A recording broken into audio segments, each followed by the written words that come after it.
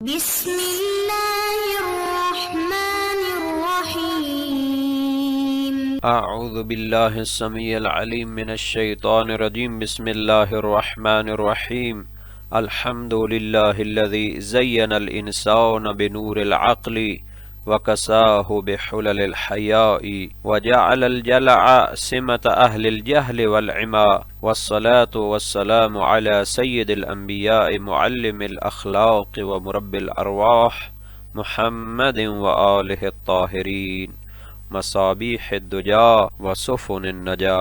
عزیز طلبہ، السلام علیکم ورحمۃ اللہ وبرکاتہ۔ امید ہے آپ سب خیریت سے ہوں گے۔ اصول الکافی سبق 153 میں کتاب العقل والجہل کا حصہ 118 ذکر ہونے والا ہے۔ سب سے پہلے خلاصہ جات کو دیکھ لیتے ہیں۔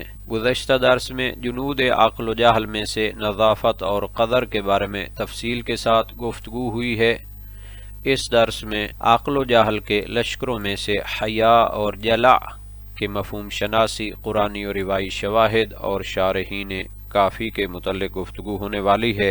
امام جعفر صادق علیہ السلام نے حدیث جنود عقل و جہل میں عقل کے لشکروں میں سے حیا کو اور جہالت و نادانی کے لشکروں میں سے جلع کو قرار دیا ہے۔ تو اس کے متعلق سب سے پہلے مفہوم شناسی دیکھ لیتے ہیں۔ لفظ حیا عربی ریشے میں حیّ سے ماخوذ ہے، جس کے معنی زندگی، لطافت اور انقباض نفس کے ہیں۔ گویا حیا دل کی وہ نرمی ہے جو برائی کے سامنے لرز اٹھے اور نگاہ کو جھکنے پر مجبور کر دے۔ یہ دل کی ایسی لطیف کیفیت ہے جو انسان کو گناہ کے دہانے پر پہنچ کر بھی رک جانے کا حوصلہ عطا کرتی ہے، جبکہ جلع لغت عرب میں اس کیفیت کو کہتے ہیں جب پردہ چاک ہو جائے، حجاب اتر جائے اور انسان اپنی فطری وقار کو طیش شہوت یا خود نمائی کے غبار میں گم کر دے۔ گویا جلع فقط حیا کی ضد ہی نہیں بلکہ حیا کا انکار اور نور باطن کا زوال ہے۔ اہل اخلاق کے نزدیک حیا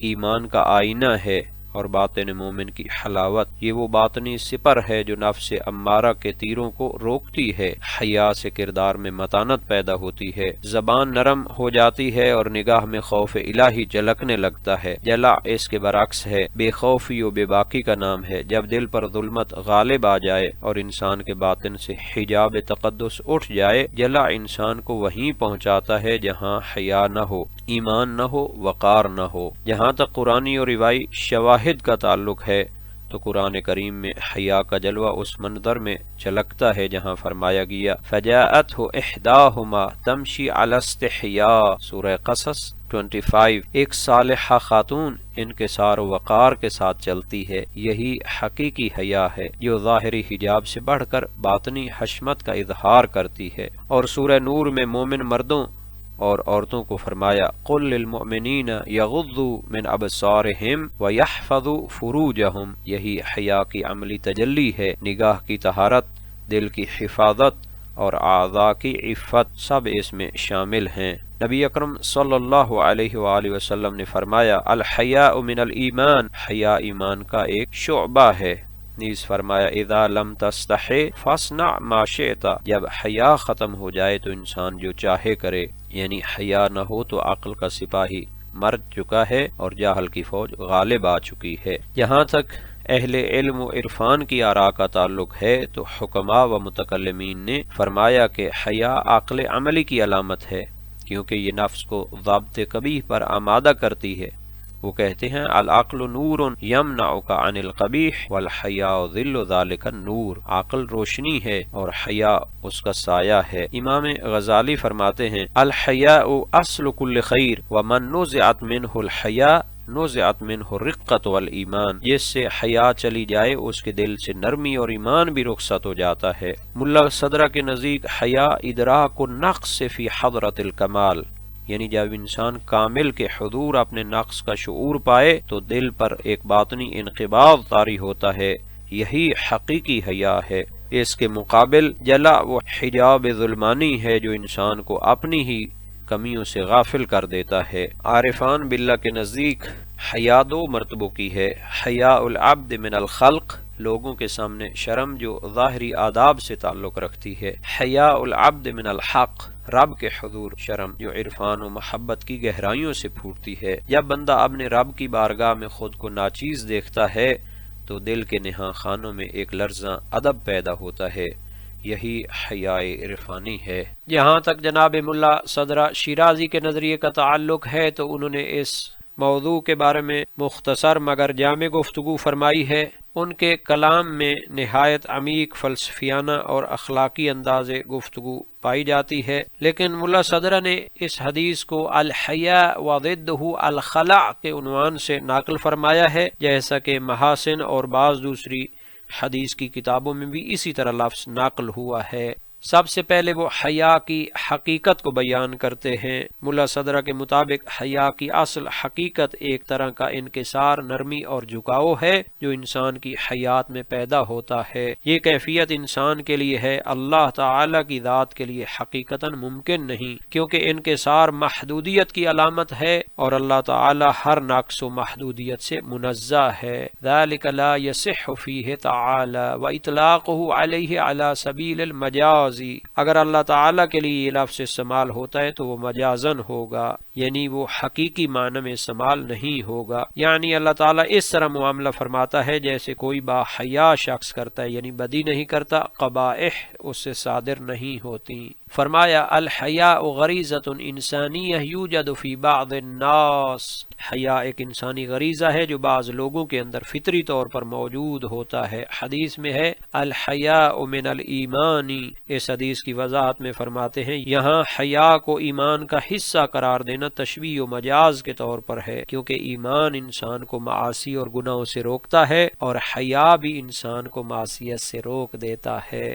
اگرچہ حیا کی بنیاد غریزہ ہے مگر اسے اکتساب کے ذریعے بھی پیدا کیا جا سکتا ہے، یہی مطلب ہے جعل الحیاء وهو غریزہ من الایمان وهو اکتساب لأن المستحی ينقطع عن المعاصی وَإِن لَمْ يَكُنْ لَهُ تَقْوَى كَالْإِيمَانِ الَّذِي يَقْطَعُ بَيْنَهُ وَبَيْنَ الْمَعَاصِي۔ مزید فرمائے انما جعلہ جزءا لأن الایمان ينقسم الى اعتمار بما امر اللہ به وانتہاء عما نهى اللہ عنہ، فاذا حصل الانتہاء بالحیاء كان بعض الایمان حاصلا۔ حیا کے ایمان سے جزئی تعلق کی حکمت بیان کی، فرمایا ایمان کے دو حصے ہیں، اوامر کی پیروی، نواہی سے اجتناب۔ جب حیا انسان کو حرام کاموں سے روک لیتا ہے تو یہ ایمان کے دوسرے حصے سے اجتناب کا قائم مقام بن جاتا ہے، اس لیے اسے جزء ایمان کہا گیا ہے۔ جناب ملا صدرہ شیرازی ایک حدیث کا معنی بیان کرنا چاہتے ہیں۔ حدیث میں ہے اذا لم تستحی فاصنع ما شئت، جب آپ حیا نہیں کرتے تو جو چاہیں کریں۔ پہلی توجیہ مشہور ہے، فرمایا اس کی دو تعویلیں ہیں۔ پہلی تعویل ظاہر اور مشہور ہے اذا لم تستحی من العیب ولم تخش النار مما تفعله فافعل ما يحدثك به نفسك من اغراضها حسنا كان او قبیحا، جب تمہارے اندر حیا باقی نہ رہے، نہ عیوب سے خوف ہو، نہ آخرت کا ڈر ہو، تو پھر تم جو چاہو کرو۔ یہ دراصل توبیخ اور تحدید ہے، سرزنش ہے اور دھمکی ہے۔ مطلب حیا نہ ہو تو انسان ہر برائی میں جری ہو جاتا ہے، گویا اسے ہر معصیت کا حکم مل جاتا ہے۔ الثانی، دوسری توجیہ عمیق اور عرفانی ہے، فرمایا اگر تمہیں یقین ہے کہ جو کام تم کر رہے ہو ایسا نہیں جس پر شرعاً یا عقلاً تمہیں شرمندگی ہو تو پھر اسے کر لو، یعنی اگر فعل ثواب کے مطابق ہے اور موجب ملامت نہیں تو انجام دے لو، پھر اس میں شرمانے کی کوئی ضرورت نہیں۔ کیونکہ جناب ملا صدرہ شیرازی نے حدیث کے الفاظ میں الخلع کو ذکر کیا ہے تو اس کے بارے میں لغوی اور اخلاقی جہاد کو بیان کرتے ہیں۔ سب سے پہلے لغوی معنی بیان کیا، خلع بمعنی اتار دینا، جدا کرنا، جیسے کپڑا اتارنا، جوتا اتارنا، من خلع ثوبہ اور نعلہ اور نحوہما خلعا اے نزعہ۔ اسی طرح عورت کی طلاق لینے کو خلع کہتے ہیں۔ قرآن نے چونکہ میاں بیوی کو ایک دوسرے کا لباس کہا ہے، ہن لباس لکم وانتم لباس لہن، کہ میاں بیوی ایک دوسرے کے لیے لباس کی مانند ہیں، اس لیے دونوں کی جدائی کو خلع کہا گیا کہ دونوں لباس سے جدا ہو جاتے ہیں۔ خلع کا اخلاقی مفہوم، جس طرح لباس شرم کے مقامات کو ڈھانپتا ہے، حیا انسان کے اخلاقی عیوب کو ڈھانپتی ہے۔ جب حیا زائل ہو جائے تو یہ ایسے ہے کہ انسان نے نفس کا اخلاقی لباس اتار کر معائب کو ظاہر کر دیا۔ خلع کا تشبیہی اور اخلاقی استعمال: اول، شرع اور عقل بطور روکنے والے وسائل۔ شریعت انسان کے لیے قید ہے، عقل عقال یعنی لگام۔ جب انسان ان دونوں سے نکل جائے تو وہ ایسے ہے جیسے گھوڑا عذار لگام کا تسمہ اتار دے اور بے لگام دوڑنے لگے۔ جیسے کہا جاتا ہے خلع الفرس عذارہ اذا القاہ وطرحہ، نتیجہ جو شرع اور عقل کو چھوڑ دے وہ خلیع العذار ہو جاتا ہے، نفس کی خواہشات میں آزاد، حدود سے بے نیاز، اخلاقی روک سے خالی ہو جاتا ہے۔ حیا اور خلع کو جنود عقل و جہل میں شمار کیا گیا۔ کیوں؟ حیا عقل کے لشکروں میں سے ہے، چونکہ انسان کو معصیت و نافرمانی سے روکتا ہے، اسے حق الہی کے قریب کرتا ہے، اسے حدود میں رکھتا ہے۔ خلع کو جنود جہل میں قرار دیا، انسان کو بے لگام کرتا ہے، خواہشات کی پیروی کی طرف دھکیلتا ہے، حدود کو توڑنے پر آمادہ کرتا ہے۔ نتیجہ یہ ہے کہ انسان دو جہانوں کے درمیان کھڑا ہے، عالم عقل یعنی نور و ہدایت، عالم جہل یعنی طبیعت و خواہش۔ حیا اسے عالم ہدایت کی طرف کھینچتی ہے اور خلع اسے عالم معصیت و خواہش کی طرف لے جاتا ہے۔ جناب ملا صالح مازندرانی نے بھی تفصیل کے ساتھ اس موضوع میں گفتگو کی ہے، نہایت علمی اور جامع بیان پیش کیا ہے۔ سب سے پہلے وہ حیا کا معنی بیان کرتے ہیں، مختلف نظریات کو بیان کرتے ہیں۔ علماء نے حیا کے متعلق چند بنیادی تعریفیں کی ہیں۔ پہلی تعریف، الحیاء انکسار یصیب الحیات، حیا ایک باطنی انکسار ہے جو انسان کی زندگی اور روح کے اندر لرزش پیدا کرتا ہے۔ جیسے ہوا کا ہلکا جھونکا چراغ کی لو کو لرزا دیتا ہے، ویسے ہی حیا گناہ کے قریب آتے ہی دل کو لرزا دیتا ہے۔ دوسری تعریف، ہوا تغیر یلحق من فعل او ترک ما یذم بہ، حیا وہ کیفیت ہے جو انسان میں اس وقت پیدا ہوتی ہے جب وہ کوئی ایسا کام کرے یا ترک کرے جو قابل مذمت ہو۔ تیسری تعریف ہوا خلق یمنع من القبیح ومن التقصیر فی الحقوق، حیا ایک اخلاقی ملکہ اور استعداد ہے جو قبیح کاموں اور حقوق میں کوتاہی سے روکتی ہے۔ جناب ملا صالح فرماتے ہیں وَهُوَ غَرِيزَةٌ فِي الْأَكْثَرِ، حیا اکثر لوگوں میں غریزی اور فطری طور پر ہوتا ہے، بعض اسے ریاضت اور تربیت سے حاصل کرتے ہیں۔ وَقَدْ يُتَخَلَّقْ بِهِ بِالْاِكْتِسَابِ لِأَنَّ مَنْ لَمْ يُجْبَلْ عَلَيْهِ رُبَّمَا يَلْتَزِمْ الْحُقُوقِ وَيَتَمَسَّكْ بِالشَّرَائِعِ وَيُمَارِسُهَا فِي كَرِّ الدُّهُورِ وَمَرِّ الْأَزْمَانِ فَيَحْصُلُ لَهُ مَلَكَةُ الْانزِجَارِ عَنِ الْقَبَائِحِ، جس طرح عبادات کا تکرار خشوع و خضوع کی عادت میں بدل جاتا ہے، ویسے ہی شرعی التزام اور واجبات کی پابندی انسان کے اندر حیا کی مستقل ملکہ کو پیدا کرتی ہے۔ جناب ملا صالح نے حیا کے مراتب اور درجات کی طرف بھی اشارہ فرمایا ہے، فرمایا انسان کے تمام ظاہری اور باطنی اعضاء ہر ایسے کام سے رک جائیں جو شریعت، عقل یا وقار انسانی کے خلاف ہو تو یہ حیا کا اعلیٰ ترین درجہ ہے۔ لہو مراتب متفاوتہ، افراد متفاضلہ، اکملها وافضلها ما ينزجر به الجوارح الظاہرہ والباطنہ كلها عن ارتکاب ما لا ينبغي ودون ذلك درجات، اس سے کم درجے وہ ہیں جن میں حیا صرف بعض اعمال تک محدود رہتا ہے۔ گویا حیا نور ہے مگر ہر دل میں اس کی روشنی کی مقدار مختلف ہوتی ہے۔ سوال، فإن قلت قد يكون في الإنسان ما يمنعه من حقوق الله فهل هو حياء حقيقة ام لا؟ قلت لا، انما هو خور ومهانة وحموق۔ ایک دقیق اور لطیف سوال اٹھاتے ہیں، کیا حقوق الہی سے مانع ہونا بھی حیا ہے؟ کبھی کوئی شخص عبادت، امر بالمعروف، نہی عن المنکر یا حق الہی کی ادائیگی میں شرم محسوس کرتا ہے تو کیا یہ بھی حیا ہے؟ جواب، نہیں، یہ حیا نہیں بلکہ کمزوری ہے۔ خور و مہانت، پست ہمتی ہے، وحمق، جہالت و نادانی ہے۔ جناب ملا صالح نے اس کے لیے احادیث سے استفادہ فرمایا ہے، فرمایا یہ حقیقتاً حیا تو نہیں لیکن مجازاً اس پر حیا کا لفظ بولا جاتا ہے۔ نبی اکرم صلی اللہ علیہ وآلہ وسلم کا فرمان ہے الحیاء حیاءان حیاء عقل و حیاء حمق فحیاء العقل هو العلم و حیاء الحمق هو الجہل۔ حیا دو قسم کا ہے، عقل کا حیا، جہالت کا حیا۔ عقل والا حیا نور ہے، معرفت ہے، ادب ہے۔ جہالت والا حیا کمزوری، بزدلی اور ناواقفیت ہے۔ اس تفریق کا مقصد یہ کہ ہر جھجک یا ہچکچاہٹ حیا نہیں، جو کیفیت حقوق الہی میں رکاوٹ ڈالے وہ حیا نہیں کہلا سکتی۔ اس کے ساتھ حکماء و فلاسفہ اسلامی کے نظریات کو بھی بیان کرتے ہیں۔ حیا ایک فضیلتی وسط ہے۔ حکماء کے مطابق ہر فضیلت دو افراط و تفریط کے درمیان ایک معتدل حد ہوتی ہے۔ افراط بہت زیادہ شرم جو واجبات کو چھوڑ دے، تفریط بالکل بے شرمی جو ممنوعات کی طرف لے جائے۔ حیا کی فضیلت ان دونوں کے درمیان کا راستہ ہے۔ ملا صالح یہ بھی واضح کرتے ہیں کہ حکماء کی یہ تقسیم ہمارے لیے حجت نہیں، کیونکہ شریعت رسول گرامی صلی اللہ علیہ وآلہ وسلم اس کی اصل میزان ہے۔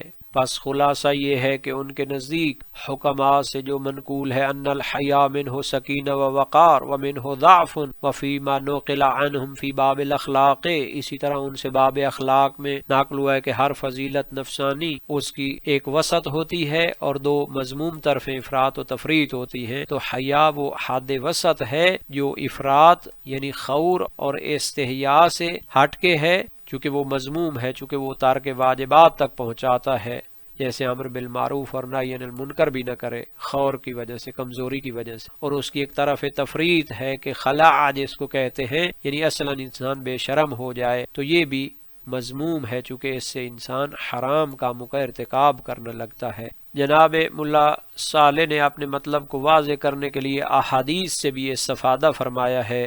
جناب مسلم نیشاپوری نے اپنی صحیح میں عمران بن حسین کے ذریعے نبی اکرم سے روایت کی، فرمایا الحیاء لا یاتی الا بخیر، حیا خیر کے سوا کچھ نہیں لاتا۔ یہ دلیل واضح کرتی ہے کہ وہ کیفیت جو خیر نہ لائے وہ حیا نہیں ہو سکتی، خواہ حکماء اسے افراد کہیں یا ضعف۔ اس لیے صحابی پیغمبر صلی اللہ علیہ وآلہ وسلم عمران بن حسین نے حکماء کی تقسیم کو رد کر کے کہا میں تمہیں رسول اللہ کی حدیث بیان کرتا ہوں اور تم مجھے فلاسفہ کی باتیں سناتے ہو۔ اسی طرح ایک اور حدیث الحیاء کلہ خیر، اس لیے بشر بن کعب نے عمران سے نقل کیا ہے کہ جب اس کے سامنے حکماء کے اقوال پیش کیے گئے تو انہوں نے کہا احدثک عن رسول اللہ صلی اللہ علیہ وآلہ وسلم وتحدثنی عن صحیفۃ الحکماء، میں تمہیں رسول کی حدیث بیان کرتا ہوں اور تم مجھے فلاسفہ کی باتیں سناتے ہو۔ تو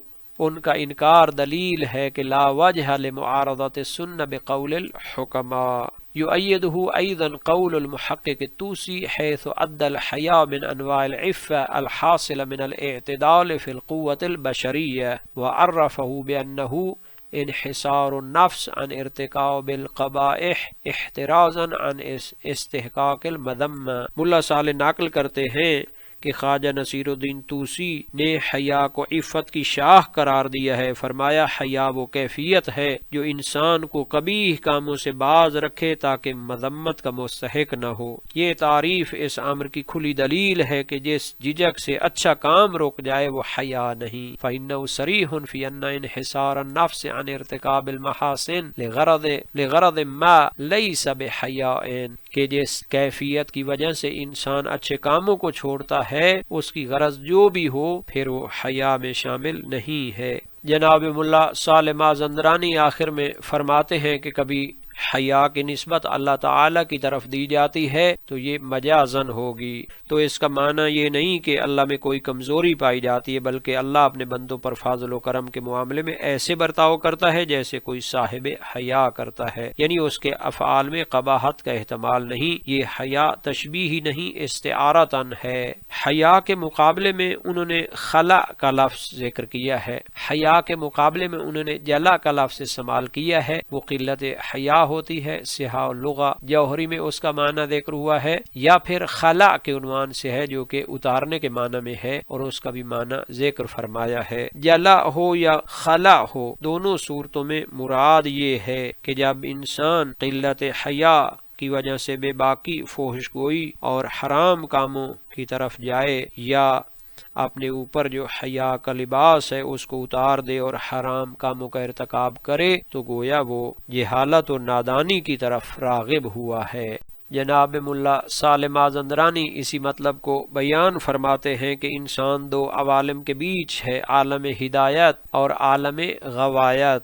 عقل انسان کو پہلی طرف کھینچتی ہے اور جہل و نادانی دوسری طرف۔ اگر انسان حیا کا لباس پہنے تو عقل کی کشش اسے آسانی سے نور کی جانب لے جاتی ہے، اگر انسان اس لباس کو اتار دے تو جہل کی تاریکی کی تاریک قوتیں اسے تیزی سے اپنی جانب کھینچ لیتی ہیں۔ یوں کامل حیا ہدایت کے مدارج تک رسائی ہے اور کامل بے حیائی غوایت کی انتہاؤں تک گراوٹ ہے۔ درمیانی حالت کبھی نور کی لہر ہے، کبھی ظلمت کی کھینچ ہے۔ تو یعنی اس کے مختلف مدارج ہوتے ہیں۔ آج کے سبق کا خلاصہ دیکھ لیتے ہیں۔ عقل و جہل کے لشکروں میں سے حیا و جلا یا خلا کے بارے میں تفصیل سے گفتگو ہوئی، مفہوم شناسی، قرآنی و روایی شواہد اور شارحین کے نظریات پیش کیے گئے۔ نتیجہ یہ ہے کہ حیا اصل میں انسان کی حفاظت کی ذرا ہے، بے حیائی اس ذرا کا اتار پھینک دینا ہے۔ حیا کے ہونے سے انسان قرب حق کی راہوں پر چلتا ہے اور اس کے مٹ جانے سے غوایت کی کھائیوں میں جا گرتا ہے۔ اللہ تعالیٰ کا فرمان ہے واللہ یہدی من یشاء الی سواء السبیل، اللہ جسے چاہتا ہے سیدھی راہ کی ہدایت کرتا ہے، مگر اس کے لیے ظرف قابل چاہیے۔ اس درس کے متعلق تمرینی سوالات کو دیکھ لیتے ہیں اور اللہ تعالی سے دعا کرتے ہیں کہ ہمیں قرآن و سنت کو سمجھنے اور ان پر عمل کرنے کی توفیق عطا فرمائے، ہمیں عقل کی ہدایت کی پیروی اور جہالت و نادانی کی گمراہیوں سے بچائے۔